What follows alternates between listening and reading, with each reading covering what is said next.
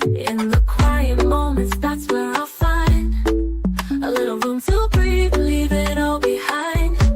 Give me room to breathe, I need some time to heal my heart, to clear my mind. Gonna love myself, yeah, I believe in the power of me. Just give me room to breathe.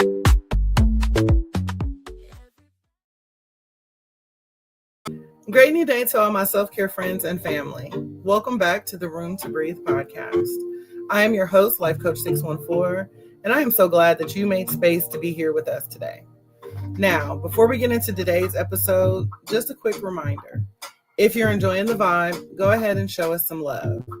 Like, comment, and share this out with someone who may need a little healing energy today. And if this is your first time here, or you haven't already done so, be sure to hit that follow button. Subscribe to our channel so that way you're always tapped in when a new episode drops. I also want to personally invite you to check out our digital home at theselfcareclub.org, where you will find everything from affirmative apparel to motivational merch and free resources to nourish your growth and remind you that you are supported every step of the way. Just know that you don't have to do this healing thing alone. We are healing in community, growing one breath, one moment, one day at a time. So today I encourage you to give yourself permission to pause, to reflect, and to make space for peace, for growth, but most importantly for you. Now, if anything in today's episode hits home, I want you to drop a green heart in the chat. That is our way of saying I'm healing, I am growing, and I am showing up for me. Now, let's get ready to breathe, reflect, and grow together. Today, I wanted to, start to unpack this perspective shift that might just change the way you look at your healing journey. Welcome in, Kale. I see you, Hatton. And we got Lady Blue and LaShonda in the house. Thank you guys so much for being here today. Thank you. Authentic Lady, thank you so much. I see you.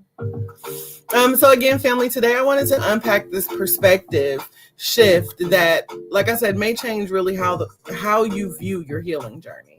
Because let's be real.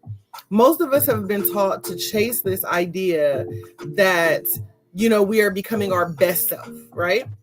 And you know the script, right? The version of you that's always in control, always calm, always glowing, always successful, and always unbothered, right? That highlight reel version. But here's a question that I just want to plant in your spirit today. What if, and hear me out, I'm just saying, what if healing isn't about becoming the best version of you at all? Miss Smiles, what if the real work of healing is learning to love the worst version of you? And I know it might sound backwards. It might even sound a little uncomfortable. But I just want you to sit with that for a second. Because if your love for yourself only shows up when you've got it all together, when your boundaries are neat, when your peace is pretty, when your emotions are packaged, then is it really love or is it just performance? So look, fam, we're about to go there today, okay? Because here's the truth. You can't keep claiming healing if you only love yourself when you're perfect. You can't, call it self-love if it disappears the moment that you stumble, the moment that you fall, the moment that you relapse, or the moment that things feel messy, the moment that your shadow shows up, right? Because real healing is saying, I still choose me, even here, right? Even when I don't look like my best self, even when I'm tired, even when I'm broken and not proud of my choices, even then I am still worthy of love. So as we unpack this together, I want you to keep this in mind, that Healing isn't about arriving somewhere polished. It's about creating space at the table for every single version of you. The radiant version, the wounded version, the messy version, as well as the magnificent one. So if you're already feeling me on this, if you see where I'm going, if you see the vision, go ahead and drop a green heart in the chat, because y'all know that's our way of saying I'm present, I'm open, and I'm ready to do this work, coach.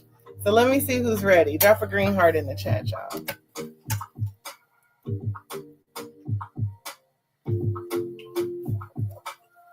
Hatton says, it's crazy how I needed this the past couple of days. God answers the prayers in the most beautiful way. Amen. Ashe, absolutely. Miss Smile says, that is absolutely true. You have to love all the parts of you, the good and the bad. Absolutely. All right, y'all. So let's just start with the myths that we've bought into, right? Because over the years, we've bought into this myth of the best version of me, right? We've all said it before, right? That's the biggest thing on our healing journey. What do you want to do? Oh, I just want to be the best version of me, right? Or maybe we've heard someone else, post the caption. Welcome in, Keisha. Maybe we've seen somebody else post the caption with their glow up pictures, right? They got a new job, new hair, new vibe, new body, honey. Okay. And so the phrase sounds good. It feels inspiring. But if we're not careful, right, it becomes another hustle. Healing becomes another performance, another impossible standard for us to try to keep up with. See, the way society paints it, your best self is always on. Hey, coach, welcome in. Right? Your best self is always on. She always has the right words, right? Never raises your voice, forgives instantly. She's at the gym at 6 a.m. Her skin is clear. Her energy is radiant. She's making money, y'all. She traveling, right? Posting cute reels with perfect lighting, basically flawless, right? And so now we think that that's what the best you is, right? And so we start chasing that version of us, like that version of us is the prize. But here's the hard truth: the pressure to look healed will break you faster than the actual process of being healed. Because when healing becomes about appearances, you start to spend all your time polishing the outside of you instead of what's on the inside of you screaming. Now, coach, we here. And y'all, let me keep it real with y'all, right? There have been seasons in my life where I looked like I was thriving, but behind the scenes, y'all, I was crumbling. Right? I had the smile, the productivity, the confidence mask on, but deep down inside, I was tired. I was empty. I was hurting. And because everybody else praised the best version of me that they saw, I felt like I couldn't even speak my truth. Right? I couldn't tell the truth and let people know what was actually going on because everybody was applauding this best version of me. And maybe you've been there too, right? Smiling at work while crying in the car before you go in. Posting motivation online while you're battling depression offline. Saying I'm good when someone asks you how you are when really you're not good at all. And so that's the danger of the best version myth. It makes us performers instead of healers. It teaches us to hide the mess and only present the masterpiece. But family, healing doesn't happen in hiding. And here's the truth. You can't hide what you keep pretending doesn't exist. We say that all the time, right? Crown, welcome in. We're always saying, you can't heal what you pretend not to feel, right? So if you're only loving yourself when life looks good, when your boundaries are strong, and when your piece is Instagram ready, that's not healing. That's actually denial. Real healing is saying, I love me even when I don't have it all together. I love me even when I fall apart. So I want you guys to ask yourself this. What's your definition of best self? Is it something that actually feels authentic to you? Or is it something that you've been told to chase? What's your definition of best self? And you guys, I promise you this, when you let go of that pressure to be perfect, you finally start to experience peace.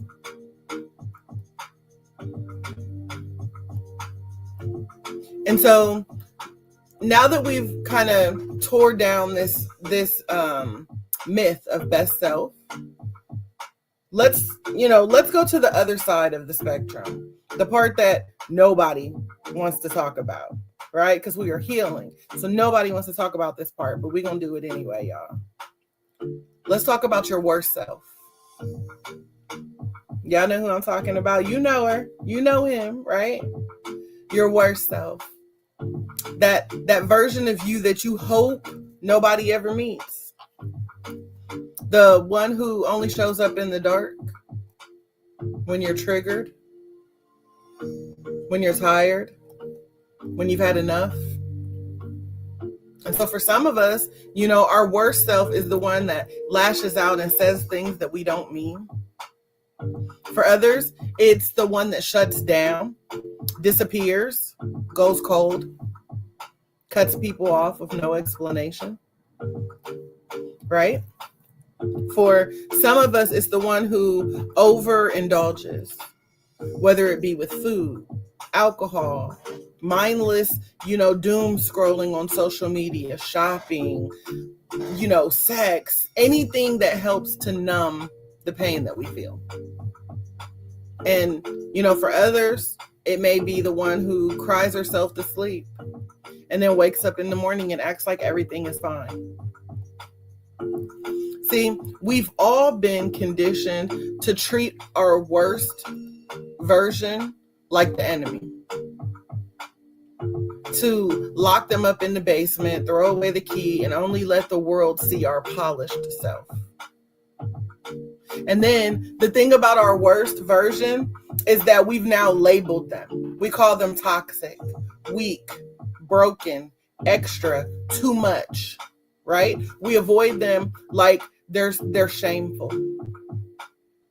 But let me ask you this. Who told you that the worst version of you was the enemy?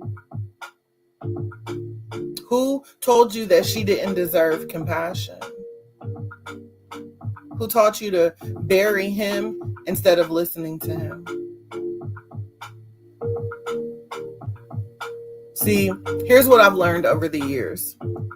Your worst self isn't really the worst at all.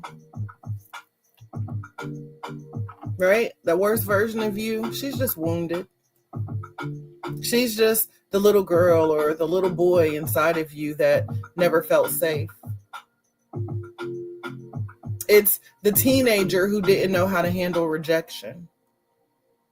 It's the man or the woman who has gone through trauma, heartbreak, betrayal, and they just didn't have the tools to cope.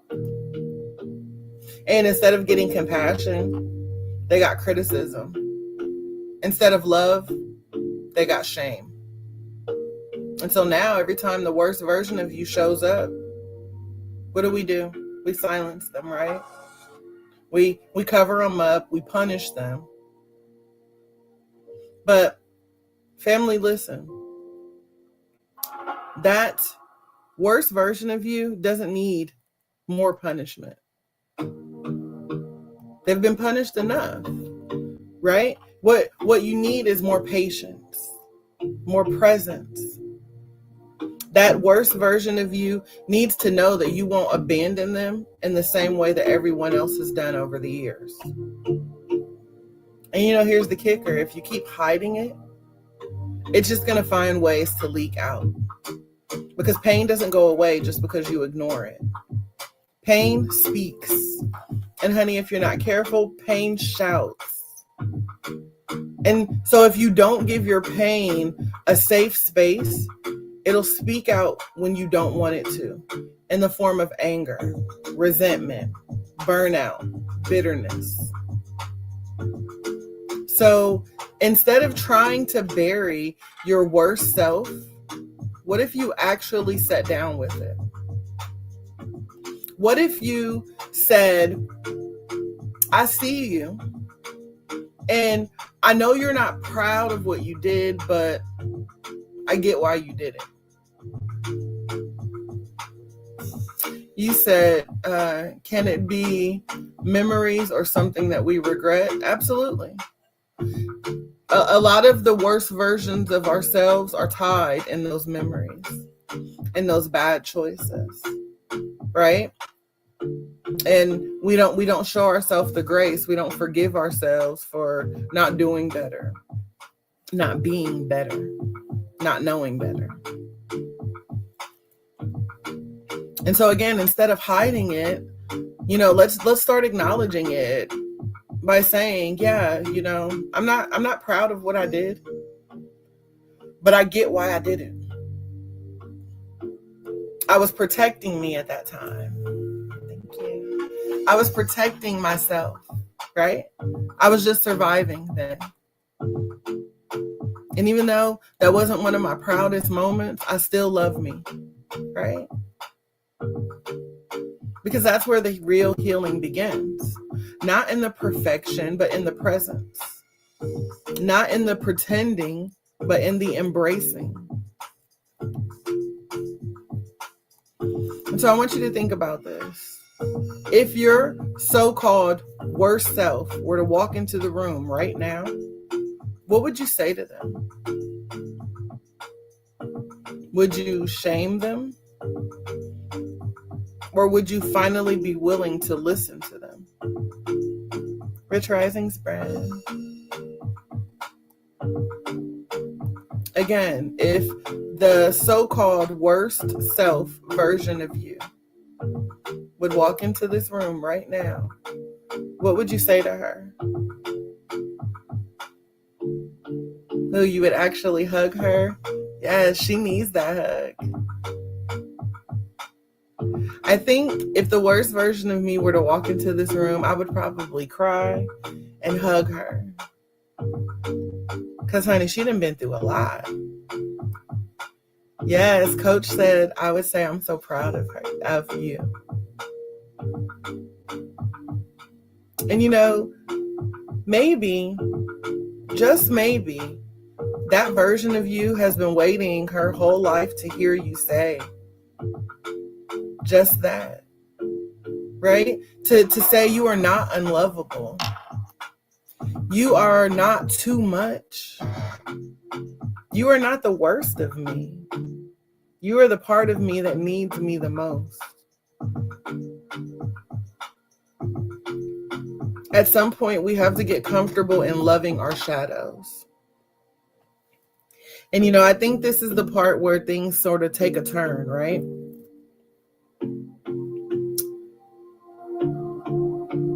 Sometimes, it takes a turn because once you realize your so-called worst self, the shadow version of you, again, that worst self is the shadow version of you, right? The next step isn't trying to fix her. It's not to silence her. It's not to get rid of him. It's about learning how to love them more. Kel said, cry, hug, and show her that she's loved. Absolutely, Kel. And again, you guys, let's be honest. Loving your shadow is uncomfortable. Not even going to lie to you, right? Y'all know I try my best not to sugarcoat things. I tell y'all all the time, healing is messy. So loving that shadow version of you, not an easy thing to do. And, it's because we've been taught that love should only be easy, that love should only be light, love should only be pretty. But love is also patient. Love is also messy. Most importantly, love is unconditional. And unconditional doesn't mean only when I'm good. It means even when I'm not. Think about it like this. When you were a child and you messed up, right? Maybe you broke something, maybe you spilled something, maybe you had a mouth on you, honey, and you talked back. Think about, what did you need in that moment? Because I can tell you what you didn't need. What you didn't need is somebody screaming over you, right? Screaming to you that you're worthless, that you make mistakes. You didn't need to be cast out like you were a problem. What you really needed was somebody to hug you and to say, I see you. You made a mistake. You messed up. But you're still loved.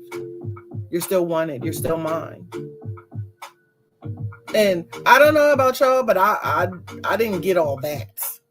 Okay? I didn't get the hugs. I didn't get the gentle parenting.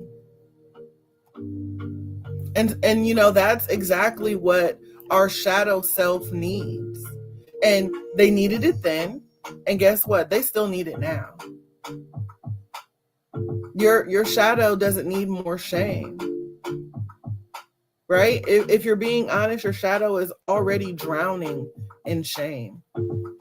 So your shadows don't need you to abandon them, because they've already been abandoned enough. She needs your compassion. He needs your care.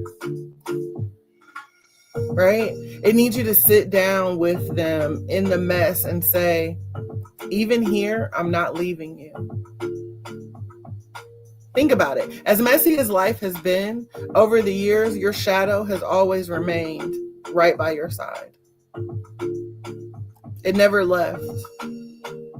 Right? Imagine if our shadows just threw in the towel. What if the dark parts of us just gave up?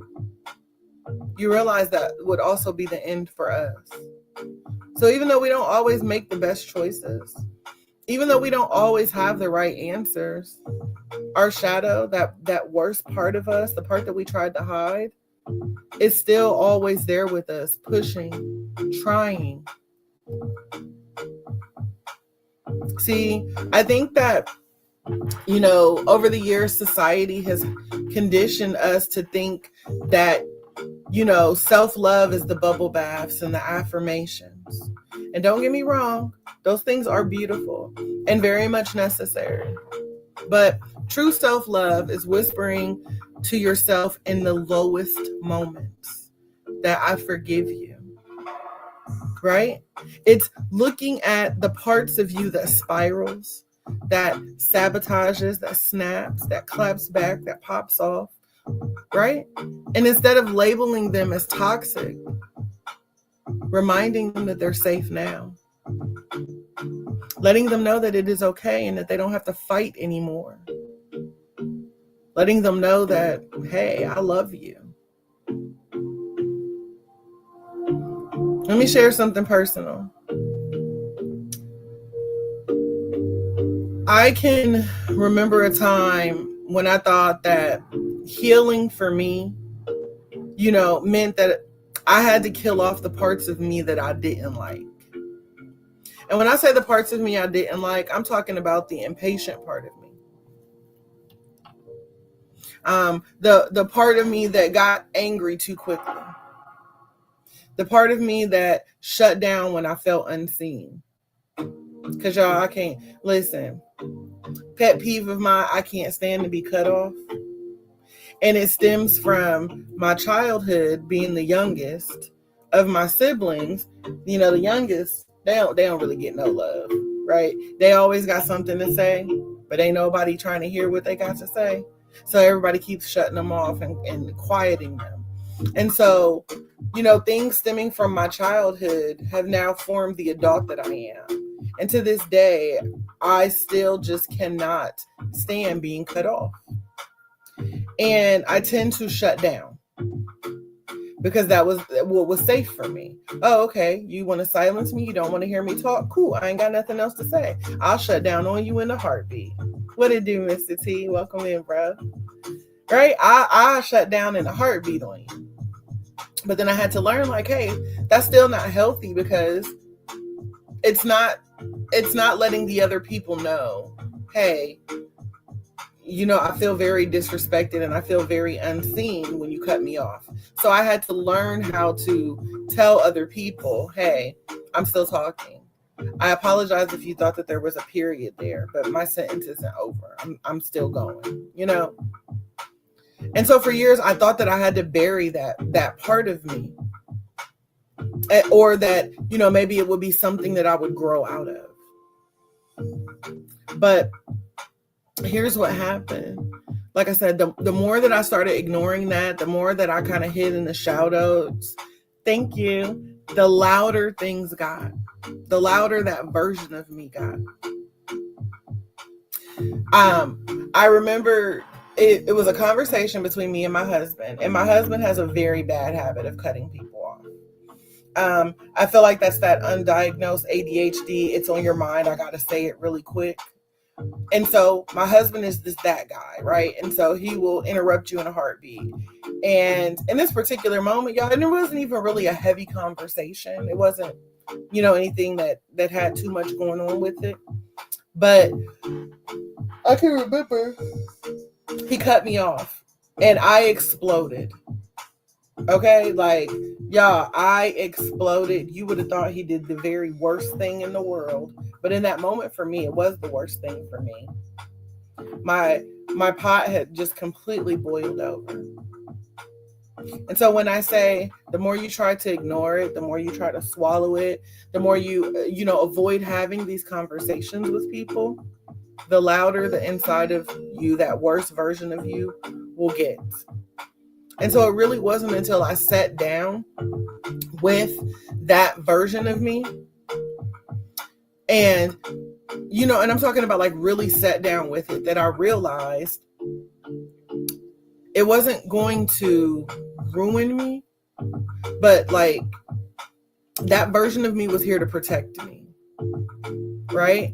And to be honest with you, it was only doing it in the way that it knew how to. And so in that explosion that happened, I definitely got my husband's attention, and it made him pause. And I was able to say, hey, I don't like it when you do this. It makes me feel like this. So, in that explosion, I was able to express myself.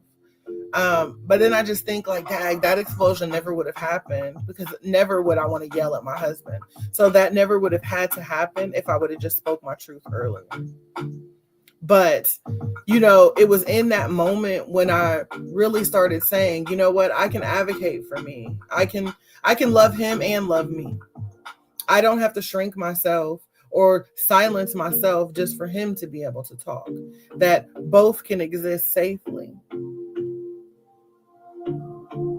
And so the moment that I started saying thank you to the worst version of me or the hurt versions of me, right? The moment I started saying thank you for keeping me alive when I didn't even know how, but letting, that version of me know, you can rest. I got us now. That's when things started shifting in my life. That's when healing stopped being about becoming someone new and started becoming, for me, about loving the person that I already am. I'm not just worthy when I heal. I'm worthy unhealed. I don't have to change, into some completely different person, because I'm already evolving as the person that I am. So understanding that even in your brokenness, even in your hurt phase, even in all the mess that comes with it, you are still very much worthy of love, of compassion, of care. You are worthy of love, even in your lowest moments. Welcome in, Paris. And so it is time for us to honor the parts of us that showed up to protect us, even when they didn't always get things right. It is time for us to choose compassion over criticism, presence over punishment. And that's the work right there, right? Loving your shadow doesn't mean that you're excusing every action, right? We're still going to keep ourselves accountable, but it does mean refusing to abandon yourself when you're not your best. Because the truth is, the shadow only grows darker if you refuse to shine love on it. That dark side of you, it only gets darker if you don't shine love.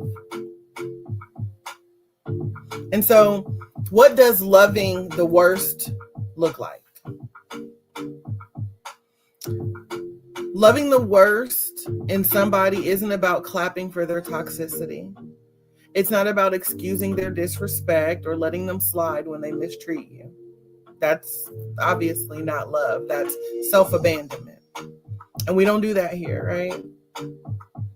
So when I'm saying loving the worst, I mean standing with somebody in the moments when they are not their highest self. And that's also you, right? It's when the mask falls off and you begin to see the messy, complicated, not so pretty parts. It's the season where your patience runs short, where your trauma speaks louder than healing, when insecurities spill out in ways that you can't control. And so here's the hard truth of it. Loving yourself or someone else at their worst isn't glamorous. So it might not make your IG reel, right? It doesn't always look like late night movies and forehead kisses. Sometimes it looks like holding space for someone else, or even giving permission for yourself to cry about the things that you can't even articulate. Sometimes it looks like choosing grace when you lash out, right? Because it's not that we hate, it's just that we, in that moment, don't know how to handle what's happening on the inside. Sometimes it looks like saying, I love you, but I need a moment. And if it's someone else, it's okay to say, hey, I love you, but I'm going to have to step back while you process this, because my peace matters too. We're not going to lose ourselves just so they can, thrive. We're going to say, hey, you know what? I need to step back for a moment and allow you time to process this, because I have to protect myself too. And I want you to be okay, but I can't lose myself in the process of you becoming okay, right? Because that's where boundaries come in. Loving somebody at their worst doesn't mean letting them drag you into your lowest. You can extend love and patience and support while still protecting your own healing. That's the balance. And so think of it like this. When you're at your worst, the people who truly love you don't run. They may not always agree with you. They may not always tolerate every action, but they don't abandon you.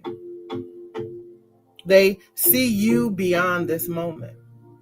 They remind you of who you are, even when you've temporarily forgotten. Because that's what love does. And isn't that what we all crave? To know that we're not just lovable when we're glowing and we're posting our best selfies and making everybody laugh, but that even when we are broken and moody and doubting ourselves, thank you, Britt, right? That we're still worthy of love. And so again, let me be clear. Loving the worst is not about suffering in silence. It's not about becoming a punching bag. It's not about romanticizing dysfunction. It's about seeing the human being behind the behavior and deciding if the relationship is one that you can nurture without destroying yourself in the process. Remember that love without boundaries turns into bondage. Thank you for the follow. And we are not out here chaining ourselves to somebody else's unhealed wounds. So when you've been at your lowest, I want you to think about who showed up for you. And how did they show their love? And then, of course, you can always flip that. How do you show up for people when they're not their best?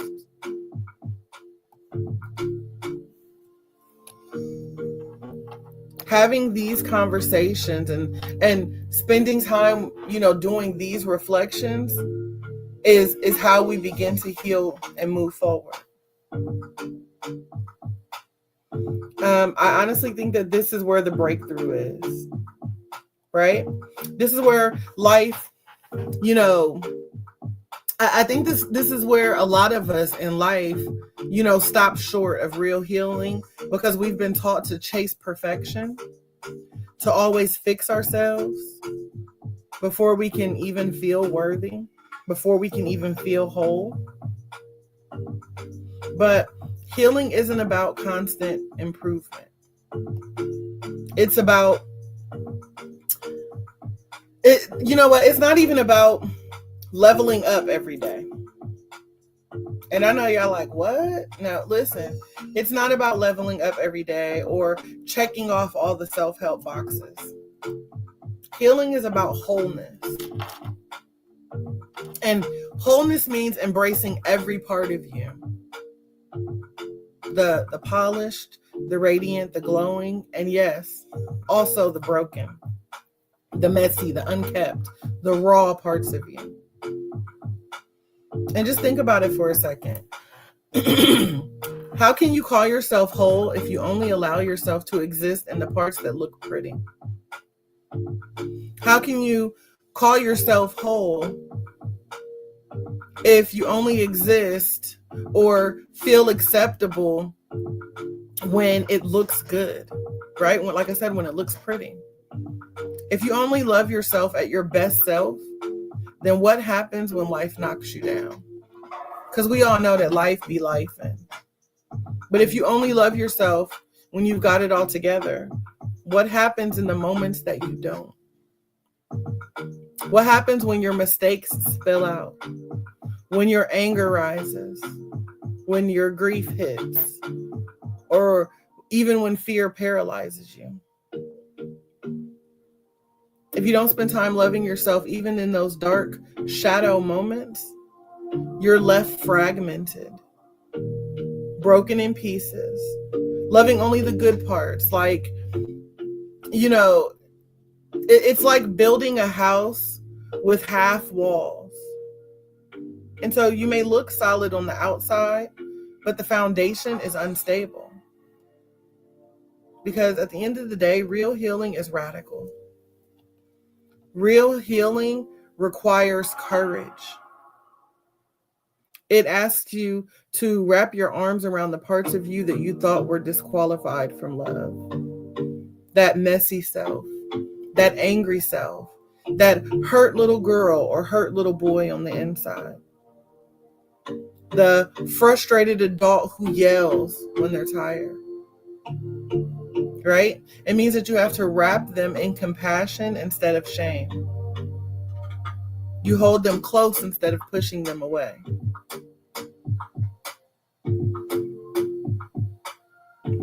The parts of you that feel the most broken may actually be the gateway to your deepest healing. I'm going to say that again. The parts of you that may be the most broken, I'm talking in the tiniest shattered shards of pieces, that may be actually your gateway to your deepest healing. Rumi said it best. The wound is the place where the light enters you. And let me break that down, right? The wound that you've been ashamed of, the place that you've been hiding from everybody else, even yourself, the place that you didn't think that you could show anybody, that wound is not your enemy. Focus Health, welcome in. Thank you. That wound is not your enemy. That wound is your invitation for growth. That wound is where the light, the love, the wisdom, and the transformation enter. That's where it comes through. And again, welcome in. Again, there was a season in my life where I thought that healing meant that I had to erase my past mistakes, that I needed to bury my regrets and only show this fixed version of me to the world. But the harder I tried to polish myself, the more the pain whispered in the dark. And it wasn't until I allowed myself to sit in my mess, to love the parts of me that I hated, it wasn't until then that I actually started feeling whole. And here's something that I think some of you need to hear. Loving your broken parts doesn't mean that you glorify the pain. It doesn't mean that you excuse your harmful behavior. It doesn't mean that you stop growing. It simply means that you see yourself fully and you still choose to stay true to yourself, even when it's hard. Because as we know, family, healing is messy. It is slow. It is unpredictable. But it's real when you stop running from your pain, right? And you start to hold space for your pain instead of ignoring it. It's real when you stop trying to be the best version all the time and start showing up for the whole version of you. Miss Portia, welcome in. And when I say the whole version of you, I'm talking about the good, the bad, and the in-between. Right, Lana? So today I want you to reflect on what parts of yourself have you been pushing away because you didn't think that they deserved love? What parts of yourself have you hidden because you thought they were unworthy? And what if embracing those parts, even the ones that you're afraid of, was your key to liberation?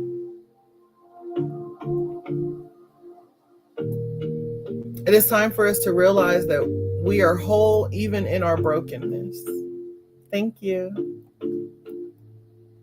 That we are worthy of love even in our lowest moments. And that it is okay for us to embrace every single part of us. Because every part of me is me. The good, the bad, the ugly. It's me. And I think that right there is the essence of real healing. Not perfection, not constant improvement, but wholeness. And family, when you start living in wholeness, when you start loving every part of yourself, that's when the true transformation happens. And so I think that we've covered some deep territory today, right? We talked about the myth of our best self. We faced the part of us that, we've been afraid to see, the shadows. And we've explored what it really looks like to love the sides or the versions of ourselves that we've judged or hidden away. And so here's the question that I want to sit with all of you. I asked it before and I'm going to ask it again. If your worst self walked into the room right now, what would you tell them? Again, Are you going to push them away? Are you going to criticize them? Or are you ready to finally acknowledge them with love? Think about it. Real healing starts with honesty. It starts with recognizing the parts of us that we've been avoiding, ignoring, or ashamed of, right? And understanding that they're not our enemies.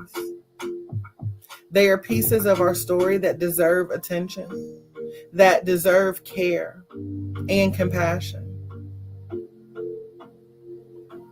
And so I encourage you to take a moment and check in with yourself.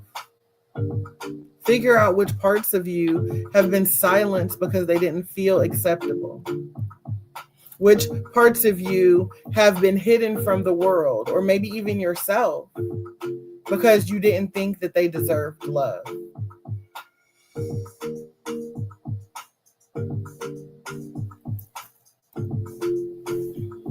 And, for those of you who are journaling, here's something that you can try. We constantly write a love letter to our best version, but today, try to write a letter to your worst self. Tell her everything that you've been afraid to say. Acknowledge their pain. Thank them for doing the best that they could with what they had. Right? Remind them that they're safe, that they're seen, that they're loved. And remember that, loving yourself fully doesn't mean ignoring your mistakes or excusing harmful behavior. It simply means holding yourself accountable while still showing compassion. It means refusing to abandon yourself when you're struggling. This reflection is not about rushing to resolution. It's about showing up and being honest and giving yourself space to feel it, all of it. And when I say all of it, I mean the anger, the shame, the sadness, the fear, even the relief. Every single emotion you feel is valid. You are so welcome. Every single piece of you matters. You matter. And here's the most important part. Every time you acknowledge your shadow, every time you show up for the part of you that's scared or broken, you're choosing yourself. You're choosing your growth. You're choosing your wholeness. So I encourage you to take this moment right now, just for yourself, and honor that choice. Because that's the essence of healing in action. And so as we bring today's podcast to a close, I want you to really hold on to this.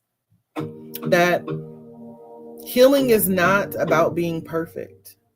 It is not about polishing every rough edge or showing up even when you feel like, showing up only when you feel like you've got it together.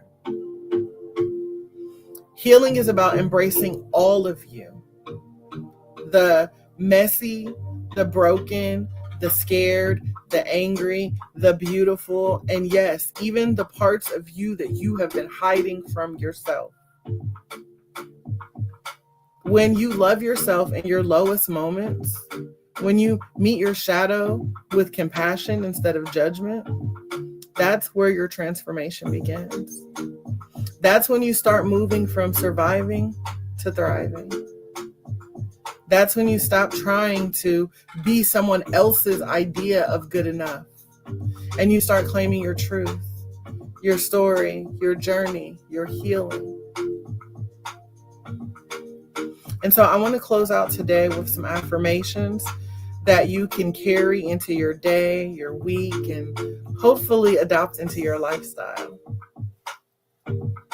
And our first affirmation is, I am worthy of love in every part of me. I am worthy of love in every part of me. I am worthy of love in every part of me.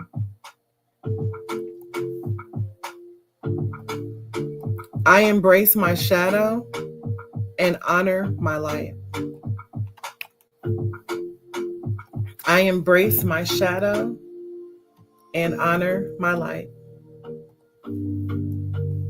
I embrace my shadow and honor my light. I am whole even when I'm messy. I am whole even when I'm messy. I am whole even when I'm messy. I see my growth even in my struggles. I see my growth even in my struggles. I see my growth even in my struggles. I choose myself even when it's hard. I choose myself even when it's hard. I choose myself even when it's hard. And family, I want you to repeat these to yourself as often as you need to. Write them in your journals, put them on the sticky notes and attach them to the mirror or the wall. Post them somewhere that you can see them every day. Let these words remind you that healing isn't about perfection. It is about presence, acceptance, and radical self-love. I want you to leave today knowing this. You are not broken beyond repair. You are not unworthy. You are not too much. You are evolving. You are learning. And most importantly, you are deserving of every ounce of love that you've been holding out for, from yourself and from this life.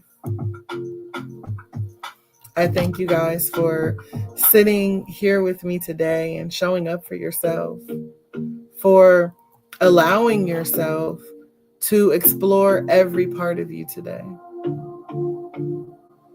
Now, before we part ways, let me just leave you with a little extra love and light. As always, I encourage you to keep breathing through the highs, the lows, and every moment in between. I want you to keep honoring your journey. Keep choosing yourself. I want you to keep choosing peace, even if it feels just out of reach. And know that here at the Self-Care Club, you will always be seen, always valued, and always supported. So don't be afraid to take up space, speak your truth, and make a little room for you to breathe. I love each and every one of you to life. And I'm not just talking about the good parts. I'm talking about the bad too. And yes, I am praying that your day is not just amazing, but aligned, intentional, and yes, on purpose, filled with nothing but purpose. This has been another Room to Breathe podcast, and I cannot wait to connect with you all again soon. Thank you.